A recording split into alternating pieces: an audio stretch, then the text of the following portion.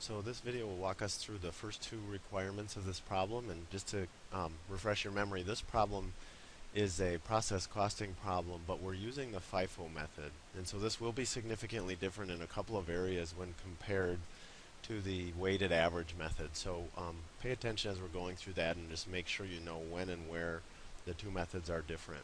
So we're given all of this information.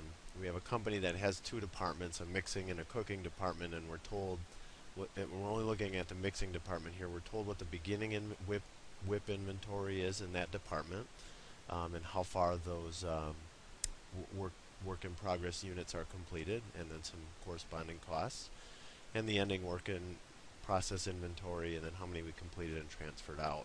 So I've got this little schedule down here which represents the first two steps in process costing. And the first step, of course, is to outline the physical flow of the physical units in this one process. And we start with the beginning work in process. And this problem tells us this is always going to be a number you're going to have to be given. There are 100,000 pounds, I got that from right here, in inventory at the beginning of February. And I'm going to skip this line here, started and completed during the period, because we got to back into that number. But what we're told here, if we go down to B, is that we have ending work in process of 50,000 pounds. And on my little schedule here, I do have to distinguish the ending inventory, which is right here, so it's 50,000 pounds. And then I know from C that we completed and transferred out this 370,000 pounds. So 370,000 pounds were transferred out. You kind of have to logically think through how then would that be translated and put into this schedule, this 370,000 pounds. If we're using the FIFO method, remember that's the first ones in are going to be the first ones out. And we know that we've completed 370,000. We don't know how many of those were completed in the current month of February and how many were sitting there from a prior month. But actually we do know that, because the FIFO method says these 100,000 units right here that were started and sitting in work in process before the month started, those have to be the first ones that we complete. So we're going to complete all of them, because if we complete 370,000 pounds, we know we would have completed those 100,000 if we're truly using the FIFO method. So the beginning work in process that were completed and transferred out, all 100,000 were completed. Okay, so that entire 100,000 is now done because we've completed the 370. And that means that we've started and completed an additional 270 to get us to the 370 we completed in total. So I know, so there's my 370, those two combined. So the total units that I'm going to account for, all three of these added up, 420,000. So what this means is of the this number here has to be 420. That means logically we started during the current period 320,000 units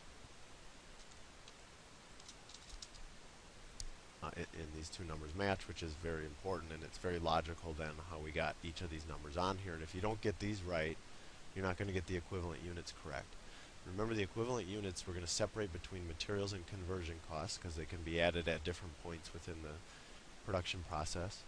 And when we do the equivalent units calculation, we're going to apply that to this section down here, and it's different. You know, the weighted average method didn't have this beginning work in process amount. And you got to remember with FIFO, what FIFO means is, right, the first ones in are the first ones out. So of these 100,000 pounds that were sitting here at the beginning of the year, or the beginning of the month, how many more materials did we have to add in the month of April to complete them with respect to the materials? Okay, that's kind of what the equivalent units is saying.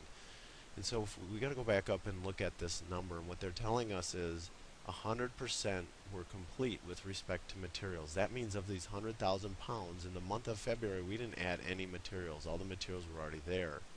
So that means during the month of February we have 0 equivalent units relative to materials, given the 100,000 that were sitting there. Now for the conversion costs, 40%, they were 40% of the way complete at the start of May. What that means is during the month of April, and that's what this is telling, or not April, the month of February, how much more conversion costs did we add? and it's 60% to get them to 100% complete. So there's my equivalent units for conversion costs. Started and completed, very simple, all of it, 100%. In the ending work in process, we also have to convey in an equivalent unit manner. So what we're told about that ending work in process is that, again, all the material is added at the very beginning of this process, makes logical sense.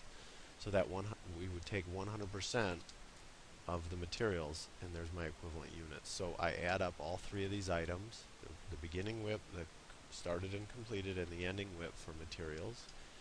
And then for the conversion costs, we had 60% complete of the finished goods, so I take 60% of this ending work in process. And so I can just copy that formula over, and there are my equivalent units for materials and the conversion cost. So that takes us through these first two steps of process costing.